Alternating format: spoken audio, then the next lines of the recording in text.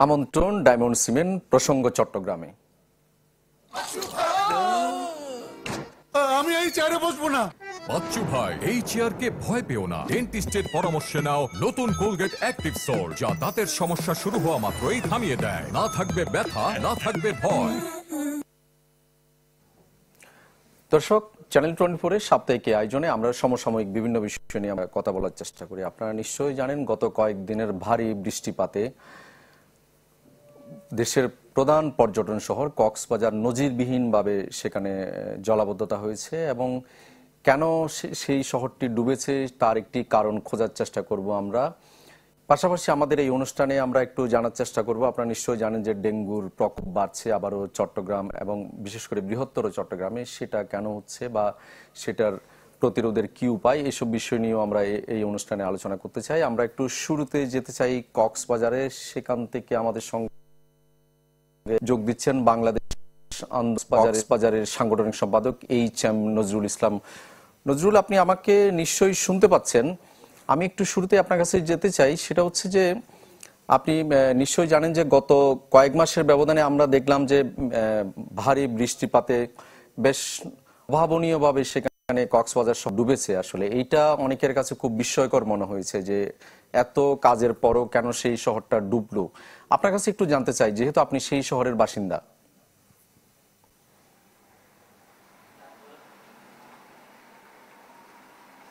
প্রথমত যে পানির যে আমাদের কক্সবাজারে কয়েকদিনে বর্ষাতে একেবারে প্রধান সড়কগুলো নদীর মতো হয়ে গেছিল। তার অন্যতম কারণ হচ্ছে কক্সবাজারের প্রধান যে নালাগুলো, সরা বলতে এখানে সরাগুলো যেগুলো ছিল সেগুলো উন্নয়নের নামে নালায় পরিণত করেছে, খুব সংকীর্ণ করে ফেলেছিল, যার ফলে পানির প্রবাহর যে জায়গাটা সেটা বন্ধ হয়ে গেছিল।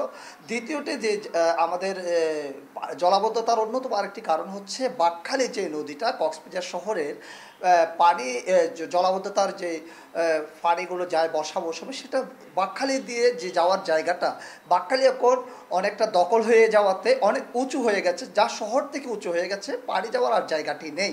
আর দ্বিতীয়টি যে জায়গা শোয়েবালের সামনে দিয়ে যে বড় সরাটি ছিল, এই যে সরাটি এখন বিমানবন্দরের ভিতর দিয়ে যাওয়াতে বিমানবন্দরের কর্তৃপক্ষ সেটা সংকীর্ণ করে ফেলেছে এবং পানি যাওয়ার যে জায়গা সেটা আর আগের মতো প্রবাহমান নাই। সেজন্য কক্সবাজার শহরটা এখন জলাবদ্ধতার অন্যতম কারণ হয়ে দাঁড়িয়েছে এবং যে বড় বড় নালাগুলো ছিল সেগুলো এখন অনেকটা ছোটো একেবারে ড্রেন আকার করে ফেলেছে উন্নয়নের নামে। দুই পাশ দিয়ে যেই গাইড ওয়াল দিয়ে সৌন্দর্য বর্ধনের নাম আরও বেশি সংকীর্ণ করে ফেলেছে। মূলত সব মিলিয়ে কক্সবাজারের নালা দখলের একটা মহোৎসব সেখানেও আছে এবং যে বড় বড় নালাগুলো ছিল সেগুলো ছোটো করে ফেলেছে। ড্রেনেজ ব্যবস্থার উন্নয়নের নামে ড্রেনেজ ব্যবস্থাগুলো ধ্বংস হয়েছে এবং এই নালাগুলো যেগুলো আছে বর্তমানে সেগুলো পাহাড়ের মাটি যখন বর্ষা নামে তখন পাহাড়ের মাটি এসে নালাগুলো ভরাট হয়ে যায়। এই ভরাট হয়ে যাওয়াতে মূলত পানি আর আগের মতো যেতে পারে না।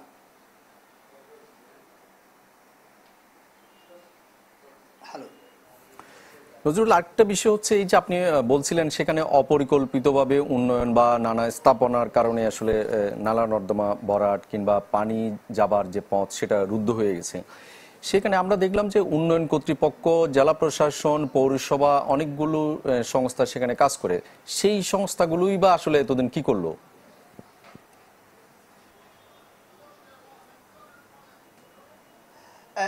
এখানে উন্নয়ন কর্তৃপক্ষ আর কক্সবাজার জেলা প্রশাসন, কক্সবাজার পৌরসভা বারবার বর্ষা শুরুতে হুঙ্কার দেয়।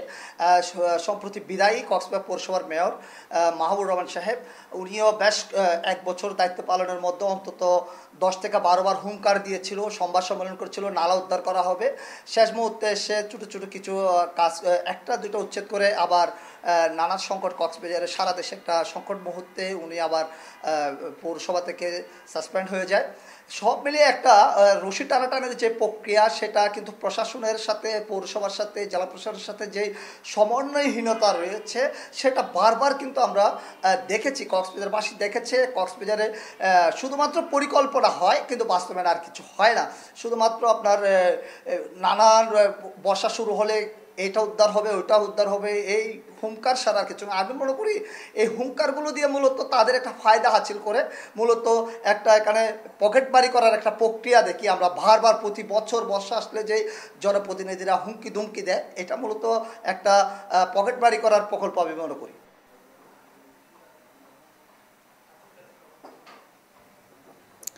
নজরুল, আপনি থাকুন আমাদের সঙ্গে, আমরা আরো একটু বিস্তারিত জানতে চাই। কক্সবাজার শহর দেশের প্রধান পর্যটন শহর হওয়ার পরও কেন এই অপরিকল্পিত উন্নয়নের শিকার, সে বিষয় নিয়ে আপনার সঙ্গে আমরা আরো আলোচনা করব। থাকুন আমাদের সঙ্গে। দর্শক, আমরা ছোট্ট একটা বিরতিতে যাব, ফিরবো একটু পর, সঙ্গেই থাকুন। দর্শক, আমরা আলোচনা করছিলাম শহরগুলো কেন ডুবছে, বিশেষ করে বৃহত্তর চট্টগ্রামের কক্সবাজার সহ বিভিন্ন শহর ইদানিং বৃষ্টি হলেই ডুবছে, সে বিষয়ে আলোচনা করছিলাম। আমরা আজকে ফোকাস করতে চাই যে কক্সবাজার নিয়ে। আমরা আবারও কক্সবাজারে যেতে চাই। আমাদের সঙ্গে সেখানে রয়েছেন বাংলাদেশ পরিবেশ আন্দোলন সাংগঠনিক সম্পাদক এইচ.এম. নজরুল ইসলাম। নজরুল, আপনি বিরতির আগে বলছিলেন সে অপরিকল্পিত উন্নয়ন সহ নানা কারণে এই শহরটা ডুবছে। আমি একটু এই পর্যায়ে জানতে চাই, সেখানে আমরা দেখলাম যে পাহাড় কাটা একটা বড় সমস্যা হয়ে দাঁড়িয়েছে, কিন্তু সেই সমস্যাটা কোনোভাবেই নিরসন হচ্ছে এবং পাহাড় কাটা কোনোভাবে বন্ধ হচ্ছে না। কেন বন্ধ হচ্ছে না, এক, আর দ্বিতীয়ত হচ্ছে এই পাহাড়টা জলজটের কোনো ভূমিকা রাখছে কিনা?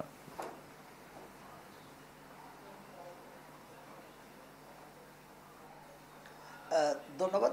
কক্সবাজারের পাহাড় কাটা একটি মহামারী আকার ধারণ করেছে। বিশেষ করে এখানে আমাদের প্রশাসন, যেমন পরিবেশ অধিদপ্তর, বন বিভাগ এবং জেলা প্রশাসনের একটা সমন্বয়হীনতা রয়েছে এবং রশি টানটানি রয়েছে। আমরা যখন কথা বলি পাহাড় কাটার বিরুদ্ধে, তখন পরিবেশকে যদি বলি, পরিবেশ বলতে আমাদের পর্যাপ্ত পরিমাণ জনবল নেই, ম্যাজিস্ট্রেট নেই। আবার বন বিভাগকে যদি বলা হয়, বন বিভাগ বলে যে এটা জেলা প্রশাসনের পাহাড়, আবার জেলা প্রশাসন বলে যে আমরা দেখতেছি। এই যে একটা রশি টানাটানের সমন্বয়হীনতা, এখানেই মূলত পাহাড় কাটার, যারা পাহাড় কাটে, যারা ভূমিদস্যু, তারা সুযোগটি নেয়।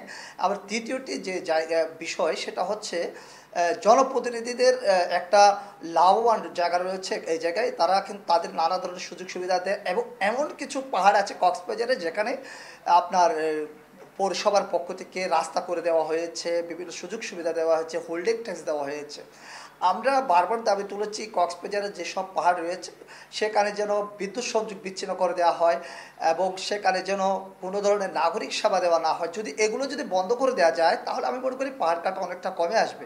এখন দেখেন আপনি পাহাড়ে অনেক বন জঙ্গলের ভিতরে কিন্তু বিদ্যুৎ লাইন রয়েছে, অবৈধভাবে যাচ্ছে, বৈধভাবে যাচ্ছে, বিদ্যুৎ বিভাগকে ম্যানেজ করে যাচ্ছে। এবং আর যে সবচেয়ে বেশি আমাদের যে দুর্বলতার জায়গা, সেটা হচ্ছে আমরা শুধু বর্ষা আসলেই বিভিন্ন ধরনের মাইকিং, জনসচেতনতা এবং যৌথ অভিযান, পাহাড় থেকে মানুষ নামিয়ে আনার যে তৎপরতাটা আমরা দেখি, সেটা যদি বর্ষা শুরুর আগে থেকেই আমরা যদি দেখতাম, তাহলে কক্সবাজারের পাহাড় কাটা এবং পাহাড় ধস এটা অনেকটা শূন্যের কোটায় নেমে আসতো। এখন আমরা দেখি শুধুমাত্র বর্ষা আসলেই এই জায়গায় আমাদের, আমি যেটা মনে করি সেটা হচ্ছে আমাদের কক্সবাজারের জেলা প্রশাসনের নিয়ন্ত্রিত কয়টা পাহাড় এবং বন বিভাগের নিয়ন্ত্রিত কয়টা পাহাড় রয়েছে, সেগুলো চিহ্নিত করে যদি অবৈধ বসবাসকারীদের যদি আমরা অন্যত্র সরিয়ে নিতে পারি, তাহলে পাহাড় কাটা বন্ধ হবে। এখানে কিন্তু একটা বিষয় আছে, পাহাড়ে যারা থাকে তারা কিন্তু পাহাড় মূল মালিক নয়, এরা কিন্তু বিভিন্ন ধরনের পাহারাদার দিয়ে থাকে, কিন্তু ওরা সব প্রভাবশালীরা কিন্তু পাহাড় কাটা, পাহাড় দখলে জড়িত হচ্ছে প্রভাবশালীরা। এরা বিভিন্ন রোহিঙ্গাদের পাহাড়ে আশ্রয় দিচ্ছে, কিংবা কোনো খুবই নিম্ন মধ্যবিত্ত পরিবার যাদের থাকার জায়গা নেই, ঘর ভাড়া দেওয়ার সামর্থ্য নেই। নজরুল, আমরা বুঝতে পারছি আসলে সেখানে বিভিন্ন মহল কাটায় জড়িত, কিন্তু কোনো ব্যবস্থা না থাকায় আসলে সেই পাহাড় কাটা বন্ধ হচ্ছে না। আপনাকে অনেক ধন্যবাদ আমাদের সময় দেওয়ার জন্য। দর্শক, আমরা এতক্ষণ কক্সবাজার জলজট এবং পাহাড় কাটা নিয়ে কথা বলছিলাম, কিন্তু একই সমস্যা আছে পাহাড় এবং খাগড়াছড়ি শহরের। সেখানকার কি অবস্থা, আমরা একটু খাগড়াছড়িতে যেতে চাই। আমাদের সঙ্গে যুক্ত হবেন সহকর্মী নুরুস্সাফা মানিক। মানিক, আপনি এতক্ষণ ছিলেন যে কক্সবাজারও সেখানে আমরা যে অপরিকল্পিত উন্নয়নের কারণে সেই শহরটা সামান্য বৃষ্টিতে ডুবে যাচ্ছে, পাহাড় কাটা হচ্ছে। খাগড়াছড়িতেও আমরা ইদানিং যে বৃষ্টি হলেই সেই শহরটা ডুবে যাচ্ছে, অথচ সেটা একটা পাহাড়ি শহর, সেখানে দ্রুত পানি নেমে যাওয়া, কিন্তু সেটা হচ্ছে না কেন? কই বা কি বলছে?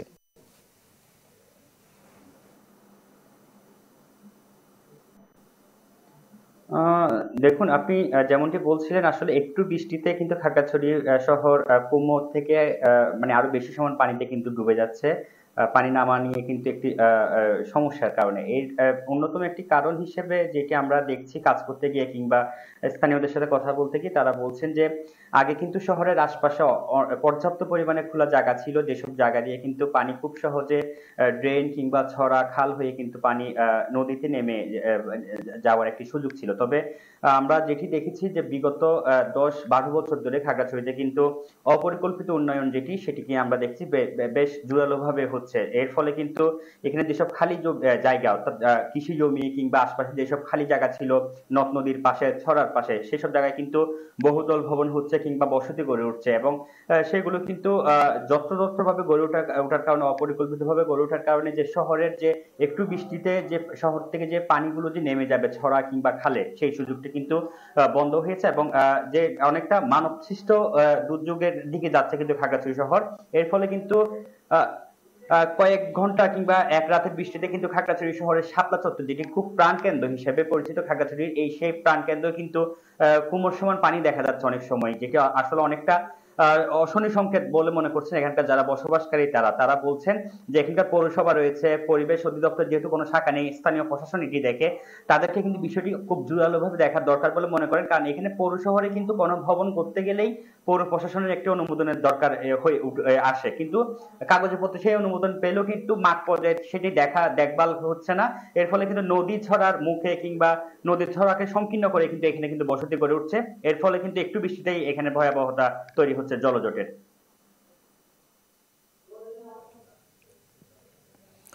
মানিক, আপনাকে অনেক ধন্যবাদ আমাদের বিস্তারিত জানানোর জন্য। দর্শক, আমরা এতক্ষণ শুনছিলাম আমাদের সহকর্মী নুরুস্তাফা মানিকের কাছে সেখানে কেন ঘন ঘন আসলে জলজট হয়। এলো instant milk powder happy cow, যেমন সাশ্রয়ী তেমনি পুষ্টিগুণে ভরপুর। হ্যাপি কাউ ইনস্ট্যান্ট মিল্ক পাউডারের সাথে ফার্মল্যান্ডের চিনি গুঁড়া চাল একদম ফ্রি। দর্শক, আমরা আরো একটা বিরতিতে যাব, ফিরবো একটু পর।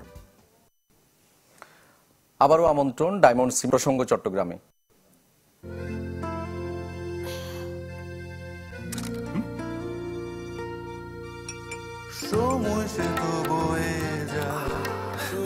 এভাবেই সময় পাল্টে যায়, কিন্তু ডিপ্লোমা সে কি সাথে একই মানে যুগ যুগ ধরে রয়ে যায়। নিউজিল্যান্ডের এক্সিলেন্ট কোয়ালিটি। দর্শক, আমরা আবারও একটু যেতে চাই খাগড়াছড়িতে। সেখানে আমরা বিরতিতে সেখানকার জল এবং পাহাড় কাটা নিয়ে আমরা কথা বলছিলাম। আমাদের সঙ্গে তখন যোগ দিয়েছিলেন আমাদের সহকর্মী নুরুস্তাফা মানিক। আবারও তার কাছে একটু চাই, মানিক, আপনি বিরতির আগে আমাকে যেটা বলছিলেন যে সেখানে নানা কারণে সেখানে জলজট হচ্ছে, সামনে বৃষ্টিতে আসলে ডুবে যাচ্ছে এই শহরটা, সেখানে তো আসলে পাহাড় কাটারও একটা বড় একটা সমস্যা সেখানে আছে, সেটাই বা বন্ধ হয় না কেন?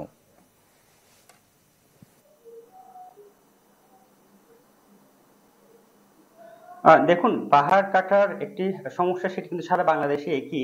এখানেও কিন্তু ঠিক একই কারণে অর্থাৎ আবাসনের প্রয়োজনে কিংবা অন্যান্য প্রয়োজনে কিন্তু মানুষ বিভিন্ন অজুহাতে কিন্তু পাহাড় কাটছে। তবে পাহাড় কাটা বন্ধ না হওয়ার পেছনে যে একটি বড় কারণ সেটি মনে করেন পরিবেশবাদীরা, সেটির অন্যতম কারণ হচ্ছে এখানে কিন্তু পাহাড় কাটার কিন্তু ঘটনা অহরহ হলো, কিন্তু শাস্তির যে কার্যক্রম সেটি কিন্তু অনেকটা কম, অর্থাৎ সংখ্যা খুব নগণ্য, এবং যা হচ্ছে তা কিন্তু আর্থিক দ্বন্দ্ব দিয়ে কিন্তু শেষ করছে প্রশাসন। কারণ যেহেতু এখানে পরিবেশ অধিদপ্তরের কোনো কার্যক্রম নেই সরাসরি, সেই কারণে কিন্তু তারা এখানকার স্থানীয় যে উপজেলা প্রশাসন কিংবা জেলা প্রশাসন তারা কিন্তু এই কার্যক্রম করে যাচ্ছেন। তারা অর্থদণ্ড দিয়ে কিন্তু পরিবেশ আইনে যে আইনটি রয়েছে সেই আইনে কিন্তু তারা কিন্তু দায় ছাড়া ভাবে কিন্তু তারা অর্থদণ্ড দিয়ে যাচ্ছেন, এবং আইনের যে কঠোর আইন প্রয়োগ করা দরকার সেই আইন প্রয়োগ না করার ফলে কিন্তু মানুষ দেখা যাচ্ছে কি মানে সামান্য কিছু টাকা দিয়ে তারা কিন্তু দায়ী ছাড়া হয়ে যাচ্ছে যারা পাহাড় কাটছে তারা, এবং এর পাশাপাশি প্রশাসনও কিন্তু একটি লোক দেখানো ভাবে একটি উদ্যোগ নিয়ে কিন্তু তারা যাচ্ছেন। এর ফলে কিন্তু দেখা যাচ্ছে যে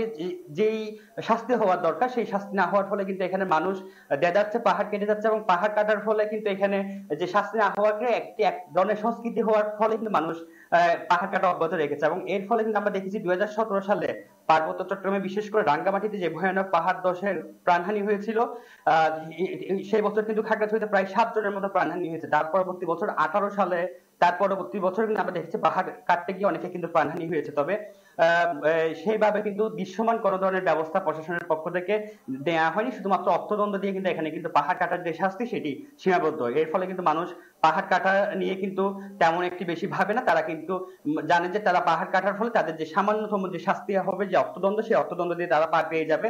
তারা তাদের যে উদ্যোগে, যে কারণে তারা পাহাড় কাটে, সেই পাহাড় কাটা নিয়ে কিন্তু তারা আগের জায়গায় কিন্তু বসে থাকতে পারবে। সেই কারণে কিন্তু তারা অনেকটা নির্ভয়ে কিন্তু পাহাড় কেটে যাচ্ছে এখানে।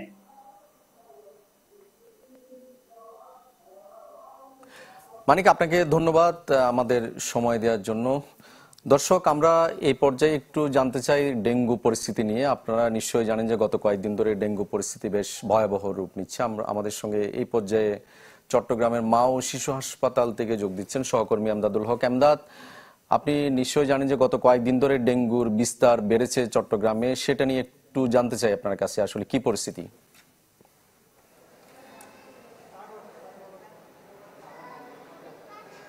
সেটাই, গত কয়েকদিনে আসলে কিন্তু ভয়াবহ রূপ ধারণ করছে। আমরা এই চট্টগ্রামের যে কয়েকটা হসপিটাল আছে সেগুলোর পরিসংখ্যান যদি একটু জানাতে চাই, আমি চট্টগ্রাম মা ও শিশু হাসপাতালে আছি। সেখানে কিন্তু 21 জন বর্তমানে ডেঙ্গু রোগী ভর্তি আছেন। এর বাইরে চট্টগ্রাম মেডিকেল কলেজ হাসপাতালে 15 জন আছেন। চট্টগ্রাম জেনারেল হাসপাতাল, সেখানে কিন্তু 17 জন রোগী ভর্তি আছেন। এবং এর বাইরে বিআইটিআইডি হসপিটাল, সেখানেও 7 জন রোগী কিন্তু ডেঙ্গু আক্রান্ত ভর্তি আছেন। এবং সিভিল সার্জন কার্যালয়ের যে তথ্য, সেখানেও কিন্তু এখন পর্যন্ত সেপ্টেম্বরে 4 জন কিন্তু ডেঙ্গুতে মারা গেছেন, এমন তথ্য কিন্তু আমাদের কাছে আছে। সব মিলে আসলে দিন যত যাচ্ছে, এবং একটি তথ্য যে সিভিল সার্জন কার্যালয়, যে সেপ্টেম্বরের শুরু থেকে এই পর্যন্ত 264 জন কিন্তু ডেঙ্গুতে আক্রান্ত হয়েছেন চট্টগ্রামে। তো দিন যত যাচ্ছে, চিকিৎসকরা যেটি বলছেন যে এই যে আবহাওয়া, থেমে থেমে বৃষ্টি, এর কারণে এটি আসলে ডেঙ্গুতে আক্রান্ত হওয়ার বা এডিস মশার প্রজননের একটি মোক্ষম সময়। এই কারণেই কিন্তু আসলে প্রাদুর্ভাবটা বাড়ছে। আমি খুব সংক্ষেপে এখানের যিনি মেডিকেল অফিসার আছেন মা ও শিশু হাসপাতাল মেডিসিন বিভাগের, একটু তার সাথে কথা বলতে চাই। যারা রোগী আসছেন তাদের মধ্যে আসলে কোন ধরনের সিমটম আপনারা দেখছেন, বা খুব ওনাদের শারীরিক অবস্থা কি? এমদাদ, ধন্যবাদ আপনাকে। আসলে সময় থাকলে হয়তো আমরা আরো একটু বিস্তারিত জানতে পারতাম ডেঙ্গু পরিস্থিতি নিয়ে। আমাদের সময় খুব বেশি। দর্শক, আপনাদেরকেও ধন্যবাদ এতক্ষণ সাথে থাকার জন্য।